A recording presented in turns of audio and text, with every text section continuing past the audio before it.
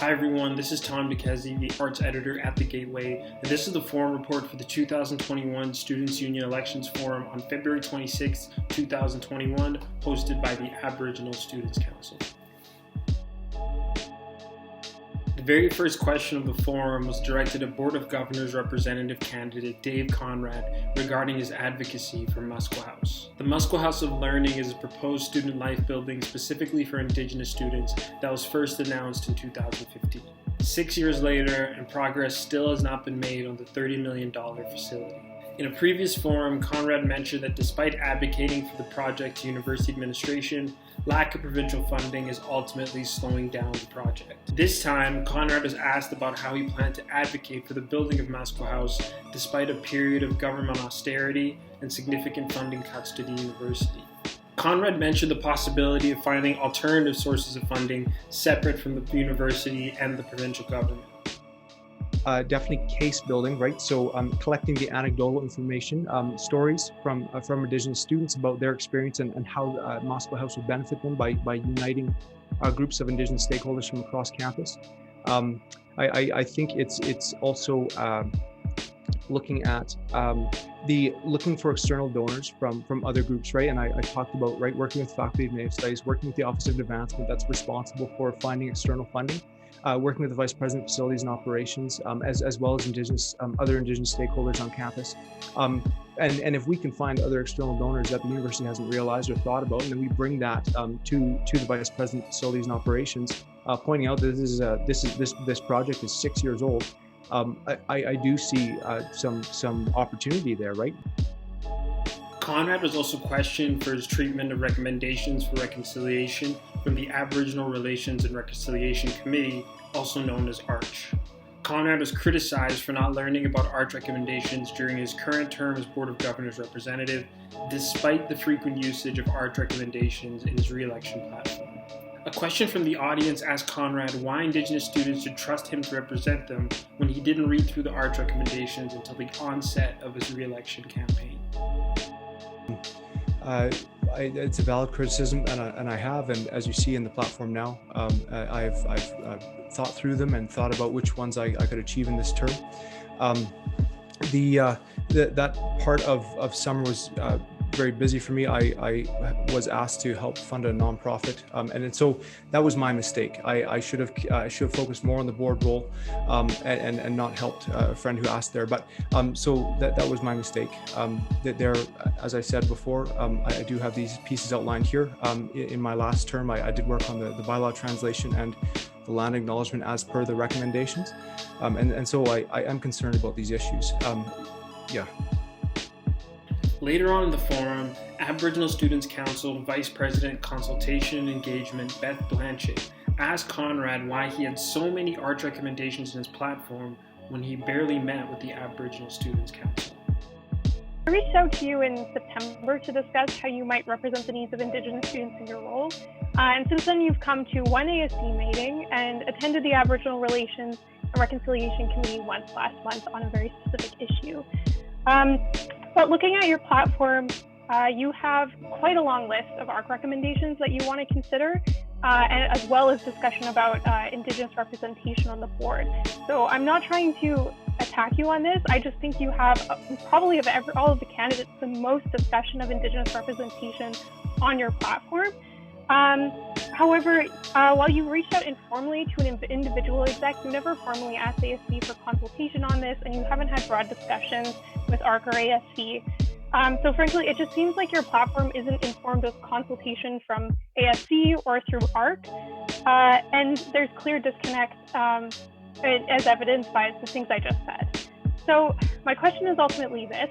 I'm never going to claim that ASC and ARC are the ultimate authority on what Indigenous students at the UFA want, but if you didn't discuss these points with us, how did you conclude that these platform points are a priority for Indigenous students? And was there any consultation involved? Conrad once again mentioned his full course load at the start of the fall semester as part of the reason why he wasn't able to properly fulfill his duties as Board of Governors representative. Yes, absolutely. Thank you for the question, Beth. So along lines of Indigenous representation, I did consult you with that. We also did talk about the Masqua House in terms of your strategic plan, and you noted that as a priority, and so I chose to carry that along. These other issues that are part of the ARC recommendations, I understood them as relevant to my portfolio in the board, and so I put them on my platform.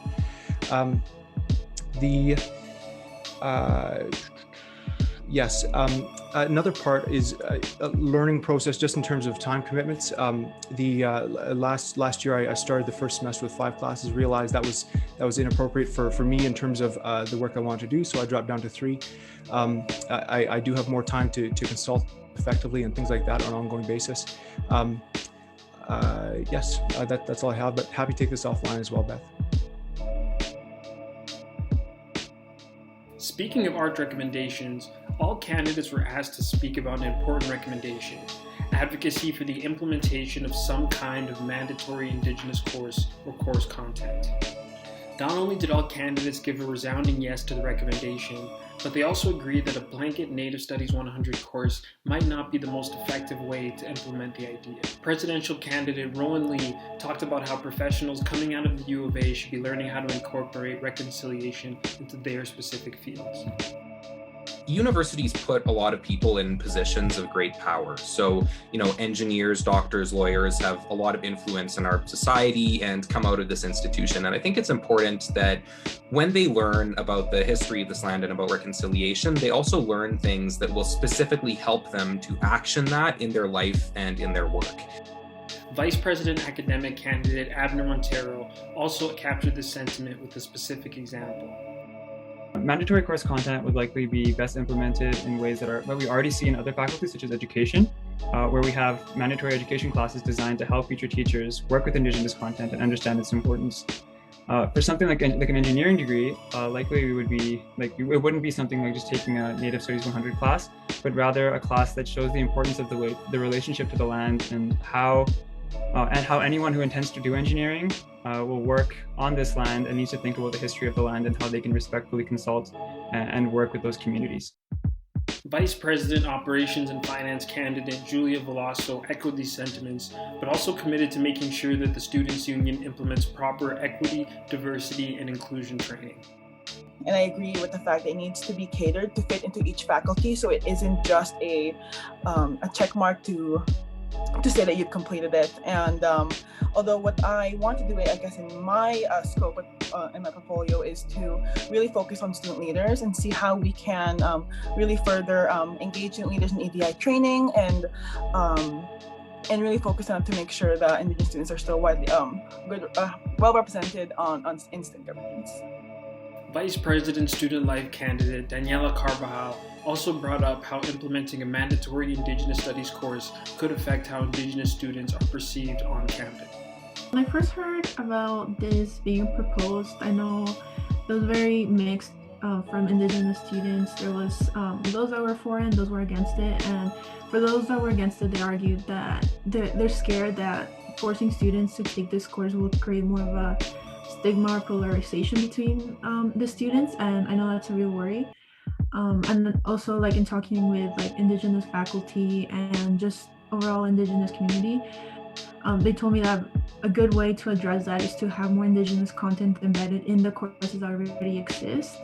And previous candidates have mentioned, and that's also why it's part of my platform, because I think we should decolonize all of the courses. And really teach people that everything, no matter what they're studying, they need to listen to Indigenous voices. And Vice President External candidate Christian Fotang brought up similar ideas, highlighting his own personal experiences with Indigenous course content. The university, we still need to do things in terms of the courses that are provided to integrate Indigenous perspective into our learning. And one example I would cite that I don't think goes far enough is in my Bio 208 ecology class, and there's a section that talks about Indigenous worldviews in research, but it doesn't go far enough. You would like to see more of that integrated in just like research methods of research methods in Indigenous perspectives. Though still in support of the recommendation, other candidates cautioned that the actual implementation could take some time. They also brought up ways that the Students' Union can increase Indigenous perspectives and culture internally. Vice President Student Life candidate Talia Dixon spoke about taking education outside the classroom. Advocating to the university takes forever, right? They're not very movable on simple things that apply to all students. So I find it unlikely that within our term, they're going to be super amenable to taking on these kinds of courses. So I think that, our role as a Students' Union needs to be to fill that gap. And I think that as VP Student Life, what that looks like is making sure that we actually have, meaningful, not just simply tokenistic or symbolic programming in all of our events that focuses on Indigenous people beyond a land acknowledgement. So for example, making sure that WOW focuses on doing more fulsome education, but also community building, which is particularly important for people who have no exposure within the classroom, as has already been discussed. Thanks. Vice President Operations and Finance candidate Emily Kimani mentioned using the Sustainability and Capital Fund as a possible way to promote Indigenous perspectives. I also think that it's something that should be done properly, and for that to be done, I think it might take a bit of time. But in terms of my platform, I really want to focus on making sure that the projects that are approved by the Sustainability and Capital Fund Committee are taking Indigenous cultures and Indigenous perspectives in account, and in that way we can increase Indigenous voices. Two back-to-back questions were posed to all the candidates about how they would address racism towards Indigenous students on campus, either from fellow students or professors. Presidential candidate Rowan Lee suggested reforming the collective agreement of the Academic Staff Association during the next round of contract negotiations in an effort to make it easier for students to bring forward complaints about professors. And I think that if we're able to get those provisions in the contract changed, most professors will understand. They won't see it as an attack. They'll understand that it's important to advance justice, that they be accountable for their actions, and that there not be a one-sided disciplinary process that only benefits them. Vice President Student Life candidate Daniela Carbajal and Board of Governors representative candidate Dave Conrad also suggested bringing the issue up with administration. Carbajal highlighted the need for changes in university policy and increased Indigenous representation on committees reviewing complaints. Similarly, Dave Conrad suggested bringing forward anecdotes of racist incidents to the university's Reputation and Public Affairs Committee, as well as talking to the Academic Staff Association about ways to increase cultural sensitivity among academic staff. Vice President Student Life candidate Talia Dixon voiced her distrust of approaches purely based on advocacy, citing the divide between students and staff regarding online learning as an example of the ineffectiveness of that approach. We need to have more teeth as the SU and do more direct action along with other Indigenous students to really push them on this issue, because as we've seen with a variety of issues, the university is unable to change until we make it a big public problem and call them out and put direct pressure on them, not only from us, but from people within the greater community. A follow-up question from the audience asked the candidates why Indigenous students on campus should bother working with the incoming Students' Union executive to find long-term solutions to racism on campus, especially considering the fact that an entirely new executive is elected every year. In response to the question, presidential candidate Rowan Lee mentioned the importance of the SU executive setting an example that future teams of executives can follow. What we get done in a year sets the standards and expectations for future years. If people get used to seeing failure, then future execs and candidates will get the sense that failure is okay, there won't be consequences for that, and so then that becomes institutionalized. But if we're successful, for example, in starting a daycare program that meets the needs of Indigenous students and starting a successful Aboriginal Awareness Week, it will become the standard and expectation that future executives need to do that too. And if they fail to accomplish those kinds of goals, then they will look like Vice President Student Life candidate Talia Dixon once again advocated for more wholesale structural changes from the way SU governance operates to the police presence on campus. And so we were asked what we thought in the pre-prepared questions, what we thought the biggest issue impacting Indigenous students on this campus was.